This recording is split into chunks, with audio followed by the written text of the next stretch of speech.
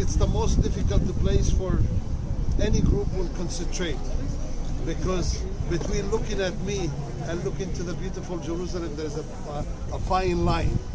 So I am so certain that most of you guys, even though if you're looking at me or you try to look at me, your mind is in Jerusalem. It would be me. I would do the same thing, because Jerusalem is more beautiful than me and more valuable. And you know what you see, it's amazing on a nice day with the sun and with the reflection of the Sahra, mashallah. Subhanallah, mashallah. Okay, but however, there's a lot of questions will be asked, especially on this mount here, Mount of Olives, because it's valued to mostly all the religions. We'll start with the closest to the farthest, and we'll explain to you what you see. First, this is a cemetery right here. It's a Jewish cemetery. The Jewish believe that the closest you are to the end, the closest or the first you'll be in heaven. It means that the closest you are, the end is going to be in Jerusalem, the end of days. Like we also believe, Ardul Mahshari wal Manshar. They believe that on this mount, what they call it Mount Moriah, or the mount of the temple, is gonna generate 12 springs from the Sahra, and those 12 springs, they will actually thirst or give water to the 12 tribes, and this is the end of days, and they will be first in heaven. So the Jewish choose to be buried as close as they can to Jerusalem, to the end. They pay so much money. If I tell you how much is starting to be buried here, you'll be amazed. $20,000 to almost $4 million to be buried here. And for the poor people who cannot be buried here, and they're going to ask me this question, what are those stones on top of those tombs that you see? For the poor people who cannot be buried here, they come and visit the people who's buried here. They take a stone and they put it on top of the thing. So when that person goes to heaven first, we remember the poor people. That's exactly the idea. This is the oldest cemetery in the world that is still till today it's been used. We have the Muslim cemetery on the top, we have the Christian cemetery on the bottom of the valley, and we have the Jewish cemetery, and right in the valley we have the Roman cemetery. It's almost 3,000 years old cemetery. You can see it from the bottom to the top. Actually, you can see that little tower right in there in the valley. This is one of the Romans, and even before the Roman days. Okay. The Muslim belief, it's a belief is not been mentioned in the Quran. Is not mentioned in the Quran that on the end of days, Ardul Mahshar wal Manshar, it's going to be right here. It's going to be built the bridge. Actually, the valley down below, they call it the Kidron Valley. It's an Aramaic word to the valley of fire or hellfire. It's going to be built a bridge from Mount of Olives to Jerusalem, a 7 arches bridge. It's sounded like a Sirat. And people are going to walk on the Sirat, and who have sins is going to go down in the hellfire. Allah. And sometimes it's going to go to 40 and 60 and I don't know how many years for all of the sins that he have made. And then whoever had no sins is going to walk on the Sirat.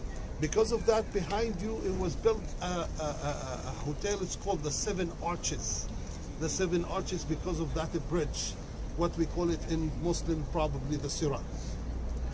There's so many ayat in the Quran that does not help this idea, because it says وَيَطْوِي السَّمَاوَاتِ وَالْأَرْضِ وَالْأَرْض تَكُونْ غَيْرُ. You can help me with the ayat, Hadrat al-Mufti, but what he's saying that the whole earth is going to change on the Yawm al-Hisab. because everything is going to go back and it's going to new land is going to be probably flattened the whole land. I really don't know. I'm not a mufassir to know, but I don't think it's been mentioned in the Quran that is going to be in Jerusalem here. However, they saying that Ardul Mahshar, it means that the whole people from all of the Muslim world, all of the people is going to be gathered here in Jerusalem. We go up to what you see inside that yards of the Masjid al-Aqsa. The whole area, which is 44 dunums, is in Masjid al-Aqsa. You cannot say, well, this is Masjid al-Aqsa or this Masjid al-Aqsa. A lot of us will make a mistake. We think this is in Masjid al-Aqsa, the one with the gray dome. Or sometimes people that they don't really know anything about Jerusalem, they think the golden dome is the Masjid al-Aqsa. This is the Masjid al-Kubri and this is Masjid Qubbat al-Sakhra. With that, we have another 5 masajid or musallayat inside Al-Haram al-Qudsi or in Masjid al-Aqsa. This is the place where Muhammad alayhi salatu wassalam, Allahumma salli wa sallim wa barik ala Sayyidina Muhammad, أسرى من المكة من المسجد الحرام إلى المسجد الأقصى, and he ascended to the sky. This is where the gates of heavens. This is probably the open gates of heavens, and that's why a lot of times they tell us when we come to Masjid al-Aqsa that if you make dua, most likely, if you mean it, it's gonna be granted. Okay. All of the line of the mountain on the top to this section is the line of 1967 border. 1967 border. So all of this section, supposedly as of the agreement, or if they want to divide, is going to be with the Palestinian Authority, with the Palestinian state. However, today no. The border is another 5-6 kilometers far that way. All of this area is Arab neighborhood. Jerusalem is divided to 4 quarters as of today. The Muslim quarter, the Christian quarter, the Armenian quarter, and the Jewish quarter. Okay? The Muslim quarter is usually on the north side, and it's the biggest quarter out of all of them. It means 4 neighborhoods inside the old city. The old city is contained with the wall that you see around Jerusalem, and the wall, it was built one more time by Sultan Sulaiman in 1563. The area of the old city is about 450 dunums. 450 dunums. Jerusalem, I don't know what else I can say about Jerusalem. Okay, Masih. Bismillahirrahmanirrahim.